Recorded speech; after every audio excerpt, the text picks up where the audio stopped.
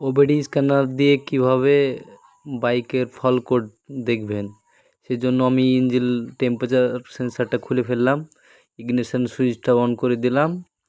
দেওয়ার পরে ওবিডি স্ক্যানারে চলে যাব।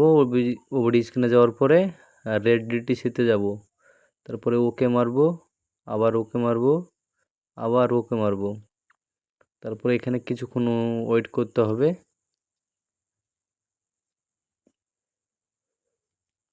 এখানে দেখাচ্ছে যে ইঞ্জিন কুলেন্ট টেম্পারেচার সেন্সারটা প্রবলেম দেখাচ্ছে।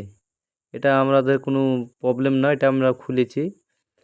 এবার কি করব, ওই সেন্সারটা লাগিয়ে দেব। লাগিয়ে দেওয়ার পরে যে আমাদের কোডটা দেখাচ্ছিল সেই কোডটা কি আবার দেখাচ্ছে। এটা তো কোডটা দেখাবে যতক্ষণ না ক্লিয়ার ডিটিসি করব, তাও একবার ট্রাই করে দেখে নেব। সেজন্য দুবার চাবিটা ওপেন করার পরে আবার চলে যাব ওবিডি স্ক্যানারে, তারপরে রেড ডিটিসিতে, তারপরে ওকে করব, তারপর আবার ওকে, তারপর আবার ওকে। কিছুক্ষণ ওয়েট করতে হবে।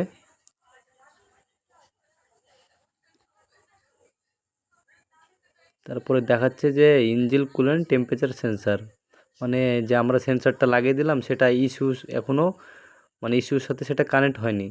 সেজন্য করতে হবে কি, ব্যাকে এসে ক্লিয়ার ডিটিসিতে যেতে হবে, তারপরে ওকে করতে হবে, আবার ওকে, আবার ওকে, তারপরে কিছুক্ষণ ওয়েট করতে হবে। এটা আমাদের ক্লিয়ার ডিটিসি করা কমপ্লিট। এখানে গ্রিন লাইটটাও জ্বলছে, দেখেন একটু ভালো করে। তারপরে আবার যাব রেড ডিটিসিতে।